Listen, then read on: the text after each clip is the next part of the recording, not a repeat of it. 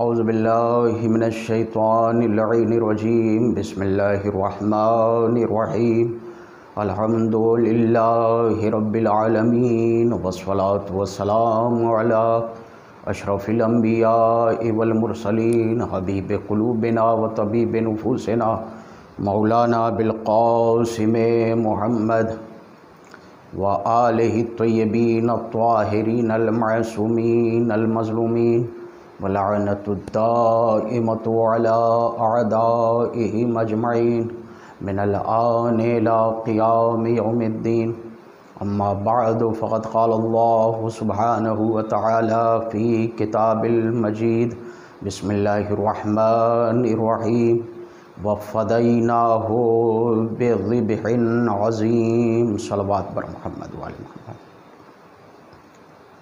عزیزان محترم، آج کی گفتگو سورہ صافات کی آیت نمبر 107 پر ہے۔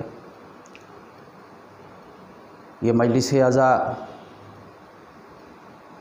دنیا کے وبائی حالات کی وجہ سے اور صوبہ بہار میں لاک ڈاؤن کی وجہ سے آن لائن ہو رہی ہے۔ جناب حسین موسیٰ صاحب عرف جون صاحب کے والدین کے ایصال ثواب کی یہ مجلس عزا ہے۔ خداوند عالم ان کے درجات کو بلند کرے، ان کی مغفرت کرے اور ان کی ارواح کو جوار ائمہ معصومین علیہ السلام میں جگہ عنایت فرمائے۔ جیسا کہ قربانی کے ایام قریب ہیں، اس لیے ہم نے اس آیہ قربانی کو عنوان سخن قرار دیا۔ آیہ کریمہ میں ارشاد ہو رہا ہے کہ ہم نے اس کا فدیہ ذبح عظیم کو قرار دیا ہے، یعنی ایک ذبح عظیم ہے کہ جو ہونے والی ہے، اور ہم نے آج کی یہ قربانی اور آج کسی کو ذبح ہونے سے اس لیے بچا لیا کیونکہ ایک اور عظیم قربانی آنے والی ہے، بہت ہی عظیم قربانی ہے کہ جسے تمہیں یاد کرنا ہے۔ جیسا کہ سبھی جانتے ہیں اور اس کی تشریح میں آؤں گا، لیکن یہاں پہلے آیہ کریمہ کے ذیل میں کچھ عرض کر دوں کہ جیسا کہ سبھی جانتے ہیں کہ حضرت اسماعیل علیہ السلام کو لے کر کے جب جناب ابراہیم مقام منی میں آئے اور گلے پر جب چھری رکھنا چاہا تو آسمان سے دمبا آ گیا، وہ ذبح ہو گیا اور جناب اسماعیل بچ گئے۔ تو کیا یہی دمبا ذبح عظیم ہے کہ جو فدیہ قرار پایا ہے؟ اور کیا دمبا ذبح عظیم ہو سکتا ہے؟ آئیے، کون ہے ذبح عظیم؟ یہ عزیزان محترم ہم امام سے پوچھتے ہیں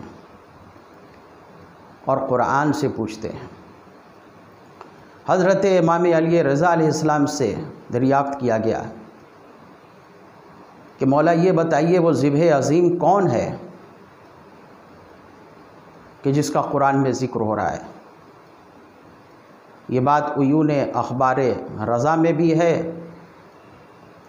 اور خصال میں شیخ صدوق نے بھی امام علی رضا علیہ السلام سے نقل کیا ہے کہ وہ ذبح عظیم کیا ہے کہ جس کا اس میں تذکرہ ہو رہا ہے۔ امام علیہ السلام نے فرمایا کہ جب وہ دمبا ذبح ہو گیا اور جناب ابراہیم علیہ السلام نے آنکھوں سے پٹی ہٹائی اور دیکھا کہ اسماعیل بچ گئے، وہ دمبا ذبح ہو گیا، تو جناب ابراہیم علیہ السلام کے دل میں یہ خیال آیا کہ کاش اس درد کو ہم اٹھاتے اور حکم خدا سے اگر ہمارا بیٹا ذبح ہو جاتا تو ہم اس درد کو اٹھانے کا ثواب حاصل کرتے۔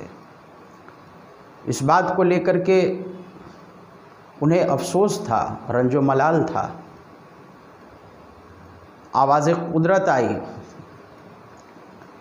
اے خلیل خدا یہ بتائیے کہ آپ کو کائنات میں جتنی مخلوقات ہیں ان میں سب سے زیادہ محبوب کون ہے؟ تو جناب ابراہیم نے جواب دیا، اے پروردگار بے شک تیرے حبیب رحمت للعالمین اولین و آخرین کے سید و سردار حضرت محمد مصطفیٰ صلی اللہ علیہ وآلہ وسلم مجھے پوری کائنات کی مخلوقات میں سب سے زیادہ محبوب اور عزیز ترین ہیں۔ پھر سوال ہوا، اے ابراہیم یہ بتائیے کہ آپ کو اپنی اولاد زیادہ پیاری ہے یا میرے حبیب کی اولاد زیادہ پیاری ہے؟ کہا پروردگارہ بے شک مجھے تیرے حبیب کی اولاد سے زیادہ محبت ہے۔ پھر سوال ہوا کہ اے ابراہیم یہ بتائیے کہ آپ کا بیٹا ذبح ہو جائے اور آپ اس کا غم اٹھائیں، اس سے آپ کا دل زیادہ رنجیدہ اور ملول ہوگا، آپ کو زیادہ غم ہوگا؟ آپ کے ہاتھوں سے آپ کا بیٹا ذبح ہو جائے، اس کا غم آپ کو زیادہ ہوگا، یا دشمنوں کے ہاتھوں سے، تیروں سے، تلواروں سے، خنجروں سے میرے حبیب کی اولاد، میرے حبیب کا لال ذبح ہو جائے، اس کے ذبح ہونے پر آپ کو زیادہ افسوس ہوگا اور آپ کو غم زیادہ ہوگا؟ کہا کہ پروردگارہ اولاد کے غم سے کہیں بڑا غم ہے غم اولاد رسول، اور اولاد رسول کے غم میں میرا دل کہیں زیادہ رنجیدہ ہوگا۔ تو آواز قدرت آئی کہ اے ابراہیم اسی ذبح عظیم کو یاد کر کے آپ آنسو بہائیے، کہ جو ذبح عظیم ہونے والی ہے آپ اس پر آنسو بہائیے، اس غم کو یاد کیجئے، ہم اس کا اجر آپ کو عطا کریں گے۔ یہ کہہ کے امام علیہ السلام نے کہا یہ ہے ذبح عظیم کا مطلب، یعنی قربانی امام حسین علیہ السلام کو یاد کرنا اور اس پر آنسو بہانا۔ صلوات بر محمد وآل محمد۔ اس کے علاوہ بھی آپ قرآن مجید سے سمجھ سکتے ہیں اور تمام مسلمان سمجھ سکتے ہیں کہ کوئی بھی چوپایا اس کو قرآن نے عظیم نہیں کہا ہے۔ مقدس سے مقدس چوپایا جیسے ناقہ صالح بھی ہے، بلکہ قرآن مجید میں عظیم کا لفظ اگر آپ دیکھیں تو پروردگار عالم کے لیے آیا ہے علی العظیم، وہ علی ہے، وہ عظیم ہے، وہ بڑا ہے، وہ عظمتوں والا ہے۔ عرش کے لیے آیا ہے عرش العظیم، عرش عظیم، عرش اعظم، اور نبی کے لیے آیا ہے انک لعلی خلق عظیم، اے میرے حبیب بے شک آپ خلق عظیم پر فائز ہیں۔ مطلب واضح ہو گیا، سرکار رسالت مآب عظیم ہیں اللہ کی نگاہ میں، کیونکہ خلق عظیم پر فائز ہیں، صاحب خلق عظیم ہیں، تو نبی عظیم ہیں۔ اور اب اگر نبی خود کہہ دے حسین منی و انا من الحسین، حسین مجھ سے ہیں اور میں حسین سے ہوں، تو جب یہ کہہ دیا کہ میں حسین سے ہوں اور حسین مجھ سے ہیں، تو اس کا مطلب یہ ہے کہ جیسے نبی معصوم ویسے حسین معصوم، جیسے نبی صاحب علم ویسے حسین صاحب علم، جیسے نبی صاحب عظمت ویسے حسین صاحب عظمت، جیسے نبی صاحب کرامت ویسے حسین صاحب کرامت، جیسے نبی شجاعتوں والے ویسے حسین شجاعتوں والے، جیسے نبی فصاحت والے ویسے حسین فصاحت والے، جیسے نبی بلاغت والے ویسے حسین بلاغت والے، جیسے نبی اخلاق والے ویسے حسین اخلاق والے، جیسے نبی کرامت و سخاوت والے ویسے حسین کرامت و سخاوت والے، اور جیسے نبی عظیم ہیں ویسے حسین عظیم ہیں۔ اگر نبی کی شہادت ہوتی تو اس شہادت کو بھی شہادت عظیم کہا جاتا، لیکن بہت سارے علماء نے یہ کہا ہے کہ جب حسن و حسین نبی کے بیٹے ہیں تو ان کی شہادت بھی نبی کی شہادت ہے۔ تو جیسے نبی کی شہادت عظیم ہوتی، ویسے ہی حسین کی شہادت عظیم ہے، ذبح عظیم ہے، کیونکہ یہ نبی سے ہیں اور نبی ان سے ہیں۔ تو یہاں جو اللہ نے کہا وَفَدَيْنَاهُ بِذِبْحٍ عظیم، ہم نے اس کی جگہ ذبح عظیم کو قرار دیا ہے، ذبح عظیم کو اس کا فدیہ قرار دیا ہے۔ اس کا مطلب کیا ہے؟ مطلب یہ کہ قرآن شہادت امام حسین کی خبر دے رہا ہے کہ جسے ساری دنیا کو یاد کرنا ہے۔ صلوات بر محمد و آل محمد۔ عزیزان محترم، اب آئیے دیکھتے ہیں کہ یہ قربانی کیا ہے، اس کے احکامات کیا ہیں، اس کی عظمت کیا ہے۔ بعض لوگ یہ سوال کرتے ہیں کہ یہ عجیب بات ہے، بھلا کوئی اپنے بیٹے کو ذبح کرنے کا حکم دے سکتا ہے کہ جاؤ بیٹے کے گلے پہ چھری چلا دو؟ یہ تو عجیب بات ہے، سمجھ میں نہیں آتی۔ کوئی بھی عقل مند نہیں کہے گا کسی کو کہ لے جاؤ اپنے بیٹے کو ذبح کر کے لاؤ۔ عزیزان محترم، یاد رکھیے، ہر بات کو عقل کے پیرائے پہ نہ تولیے گا۔ کچھ باتیں عشق و محبت کی باتیں ہوتی ہیں، معیار ایمان کی باتیں ہوتی ہیں، ورنہ پھر سوال یہ ہوگا کہ صبح کی 2 ہی رکعت کیوں ہے، ظہر کی 4، عصر کی 4 کیوں ہے؟ صبح کی 8 ہوتی تو ایکسرسائز ہو جاتی، اور ظہر عصر کے وقت انسان مصروف ہوتا ہے، بزی ہوتا ہے، تو اس وقت 2 ہی رکعت ہوتی یا 1 رکعت ہوتی۔ اور پھر جب صبح کی 2 اور پھر 4 اور 4 تو پھر مغرب کی گھٹ کے 3 کیسے ہو گئی؟ وہ بھی 2 یا 4 ہوتی، لیکن 3 تو جو ہے ناقابل تقسیم عدد، 2 کا آدھا 1، 4 کا آدھا 2 اور 3 کا آدھا تو 1.5، تو یہ 3 رکعت کیوں ہو گئی؟ اس کا جواب صرف اور صرف یہ ہے کہ یہ حکم خدا ہے جس پر آپ کو عمل کرنا ہے،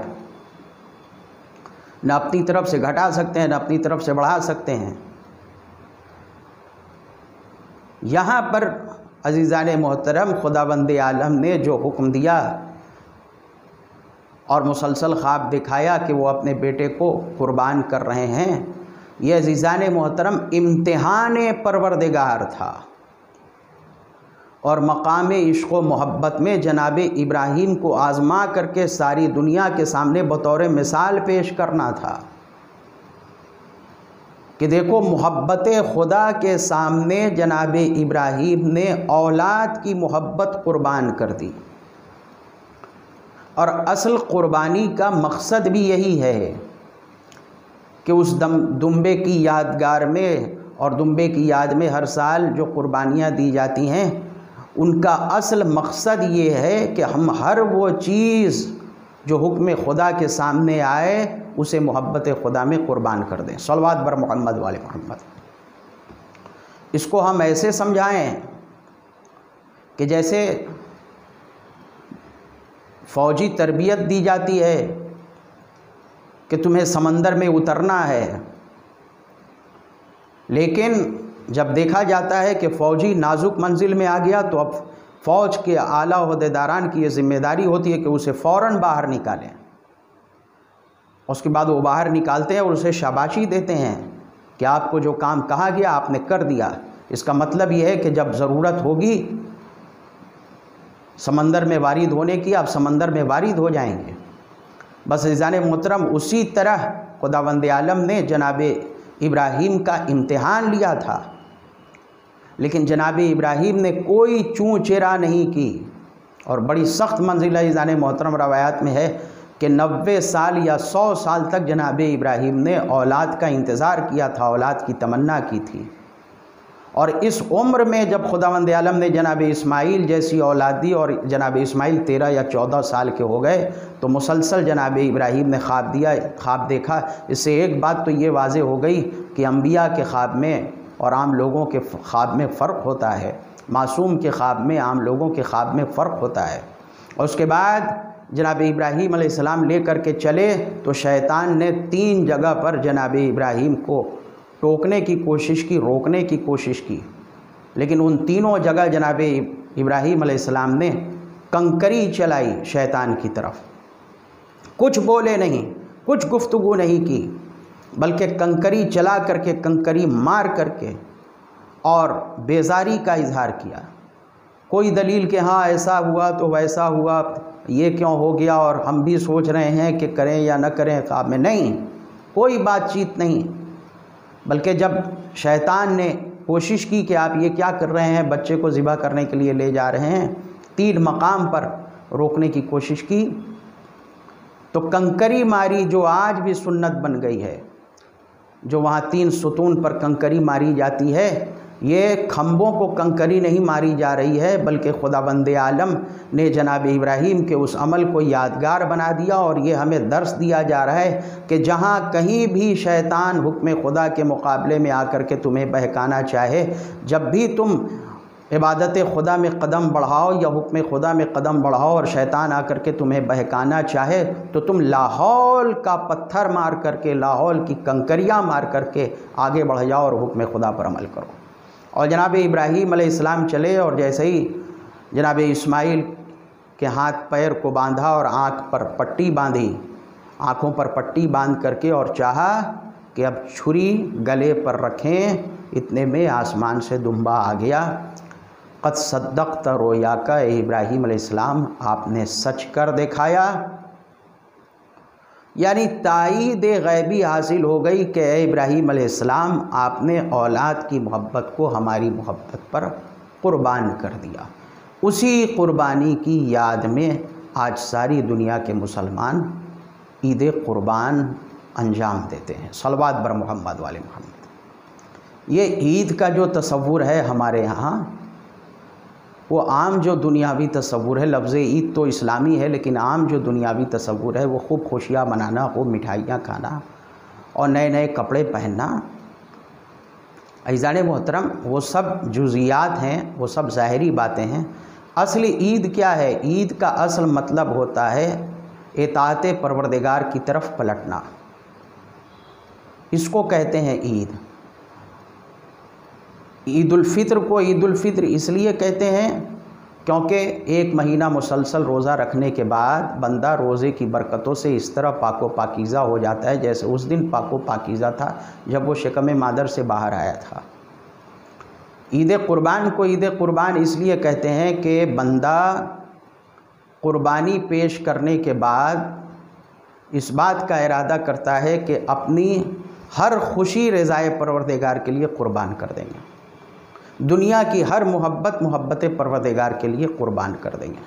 تو یہ پلٹ کر کے اطاعت کی منزل پر آ جاتا ہے، پلٹ کر کے عبادت کی منزل پر آ جاتا ہے۔ عید کا مطلب کھوئی ہوئی جگہ پر واپس پلٹنا، عید کا مطلب اطاعت کی جگہ واپس پلٹنا، عید کا مطلب مغفرت کی طرف واپس پلٹنا، عید کا مطلب رضائے پروردگار کی طرف واپس پلٹنا، یا جو رضائے پروردگار پہ باقی ہیں، جن کی زندگی باقی ہے، ان کے لیے عید کا مطلب ہے کہ پھر یہ عہدہ دہرانا اور پروردگار سے میثاق کرنا کہ آئندہ کی بھی زندگی تیری اطاعت میں گزرے گی، تیری رضا میں گزرے گی۔ صلوات بر محمد والے۔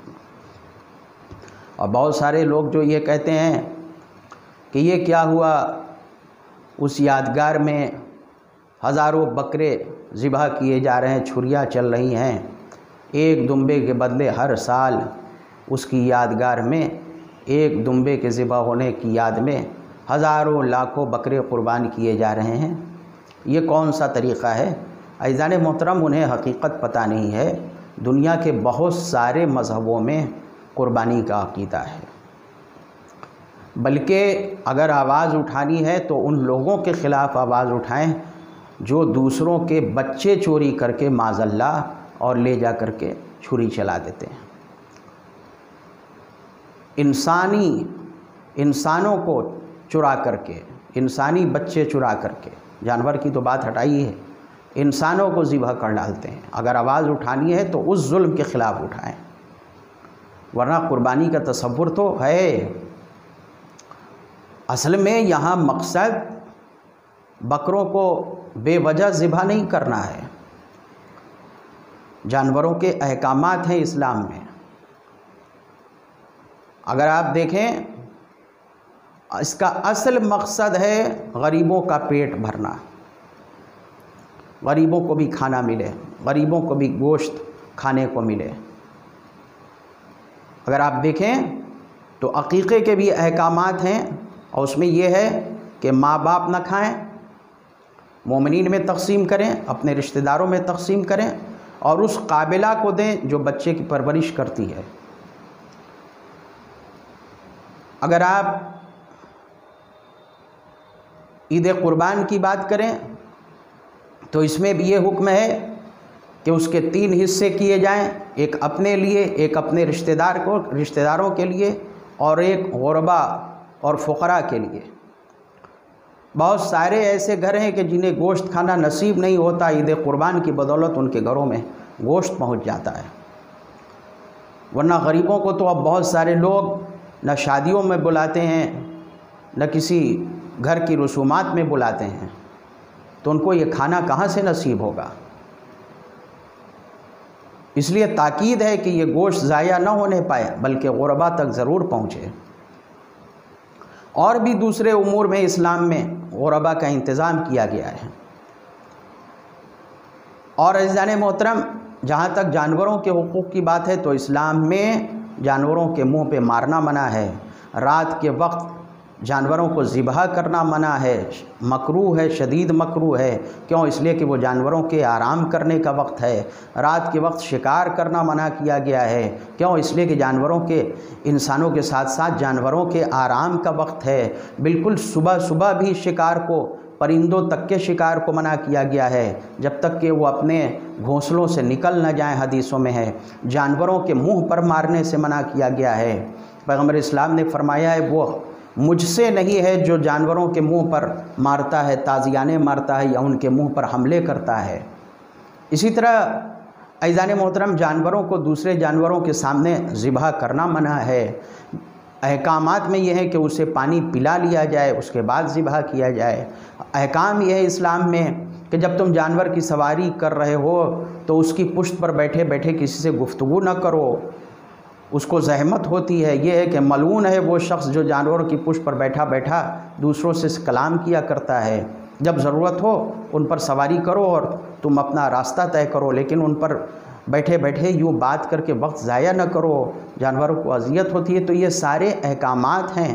پھر اس کے بعد ذبح کے بھی احکامات ہیں کہ چھری تیز ہونی چاہیے تاکہ جانور کو زیادہ اذیت نہ ہو۔ اس کے بعد عزیزان محترم، منمانی نہیں ہے کہ جو پکڑ لیا اس کو قربان کر دیا۔ اگر ایسے ہی ہونے لگے، مرغا کی قربانی نہیں ہے، بطخ کی قربانی نہیں ہے، اور پرندوں کو پکڑ کر کے ان کو نہیں قربان کر دینا ہے، بلکہ 3 جانور ہے، اونٹ کی قربانی ہے، اور یہ بکرے اور بھیڑوں کی نسل جو ہے ان کی قربانی ہے، بکروں کی، بھیڑوں کی، ان کی قربانی ہے، اور ایک اور جانور ہے جن کی قربانی ہے جس کا ہمارے ملک میں بہت احترام ہے، اس لیے ہم یہاں نام نہیں لے سکتے ہیں۔ تو عزیزان محترم، 3 قسم کے جانوروں کی قربانی یہ ہو سکتی، ہر جانور پکڑ کے آپ قربان نہیں کر سکتے۔ یہی کیوں کہ بھائی یہ آزادی ہوتی، ہمیں جو ہوتا وہ ہم پکڑ کے قربان کر دیتے، مرغا حلال کرا ڈالتے، اور جو ہے وہ ایک ایک بوٹی رشتہ داروں میں اور فقیروں میں ہم تقسیم کر دیتے۔ کہا نہیں، تمہیں منمانی کی اجازت نہیں دی جائے گی، تمہیں اس میں آزادی نہیں دی جائے گی۔ قربانی اللہ کے تقرب کا نام ہے، قربانی اللہ سے قریب ہونے کا نام ہے۔ تو اس قربانی کا دائرہ بھی وہی ہوگا جو خدا بنائے، جو معصومین بنائیں، جو اللہ کے رسول جس چیز کی اجازت دیں اور جس چیز کی خبر ائمہ معصومین دیں۔ تو عزیزان محترم، جو ہم چاہیں ان کو قربان کرنے کی اجازت نہیں ہے، بلکہ جس چیز کی اللہ اور رسول اجازت دیں اس کی قربانی کی اجازت ہے۔ صلوات بر محمد وآل محمد۔ تو عزیزان محترم، قربانی کے بارے میں یہ بھی ہے کہ جب اس کا خون زمین پر گرتا ہے، جب تم جانور ذبح کرتے ہو تو اللہ تمہارے گناہوں کو معاف کرتا ہے۔ قربانی پیش کرنے کے بعد ہمیں دعا کرنی چاہیے کہ اللہ ہماری مغفرت کرے، دنیا میں امن و امان قائم کرے، دنیا سے اس وبا کا خاتمہ کرے جس میں دنیا کے لوگ مبتلا ہیں، اور دنیا میں اس طرح سے ہلاکتیں ہو رہی ہیں، اس طرح سے لوگوں کی جانیں جا رہی ہیں، اس سے محفوظ ہونے کی دعا کی جائے۔ اور اس قربانی کے ساتھ ساتھ ذبح عظیم کو یاد کیا جائے۔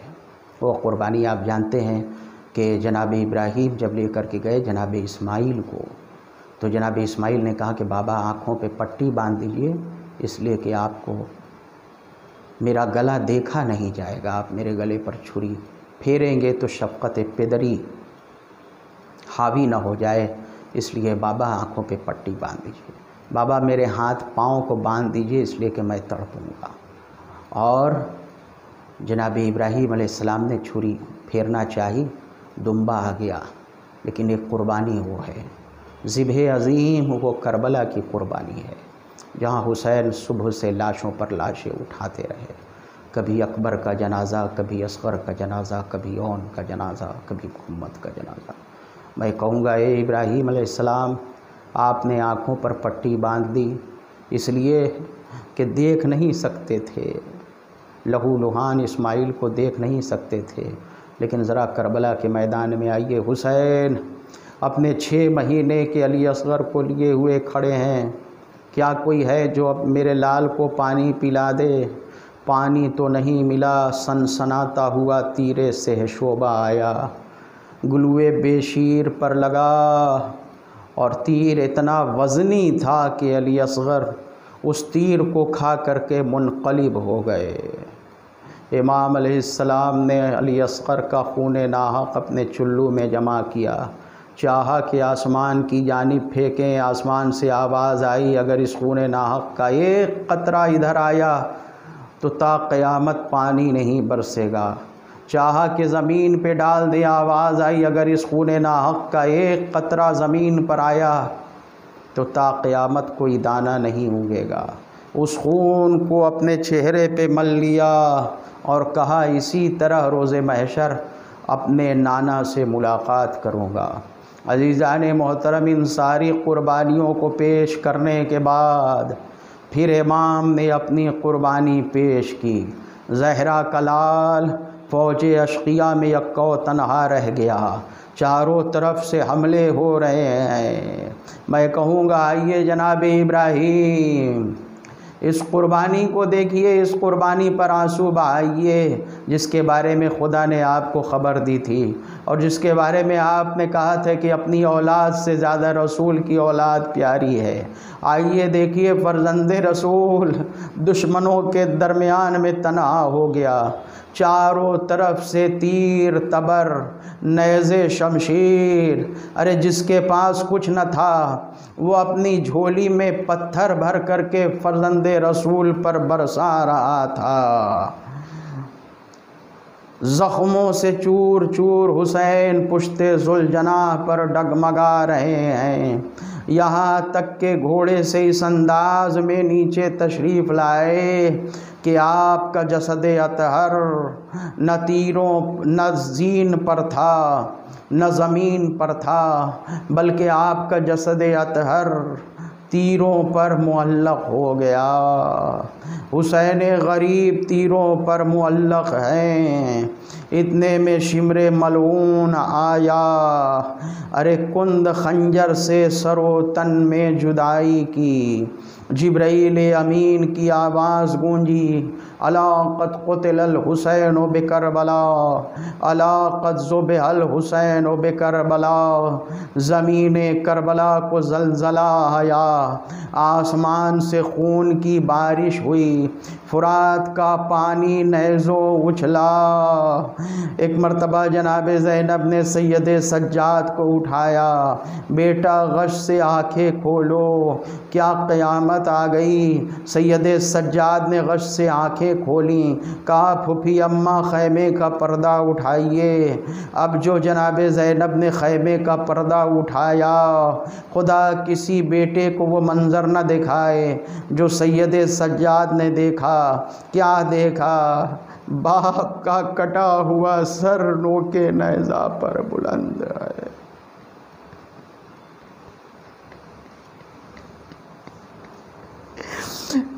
امام وقت کا سر نوکے نیزہ پر بلند ہے، جسے زہرا نے چکیاں چلا چلا کر پالا تھا، جھولا جھولا جھولا کر پالا تھا، اس کا سر نوکے نیزہ پر بلند ہے،